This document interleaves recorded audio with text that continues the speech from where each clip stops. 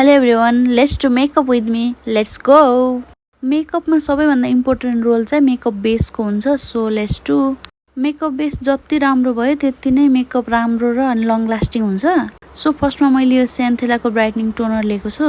मैले चाहिँ मेकअप गर्दा फर्स्टमा जहिले पनि टोनर नै लगाउँछु, किन भन्दा टोनरले चाहिँ स्किन हाइड्रेट गरिदिन्छ के. सो टोनर लगाइसकेपछि त्यसलाई मजाले एब्जर्ब हुन दिने.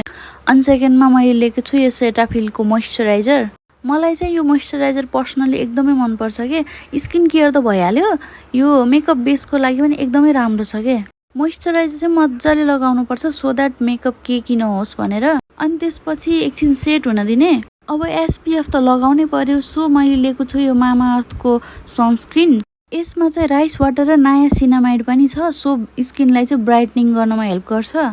म चाहिँ एसपिएफ कहिले पनि एकैचोटि लगाउँदिनँ क्या. मलाई चाहिँ एसपिएफ जहिले पनि लेयरमा लगाएको मनपर्छ. एसपिएफ चाहिँ एकैचोटि लगाएर ढ्यापढ्याप ब्लेन्ड गरेर हिँड्नुभन्दा एसपिएफ लेयरमा लगाउने अनि बरु पछि रिअप्लाई गरेको राम्रो. मलाई जहाँसम्म थाहा छ सनस्क्रिनहरू चाहिँ all day protection long lasting हुँदैन.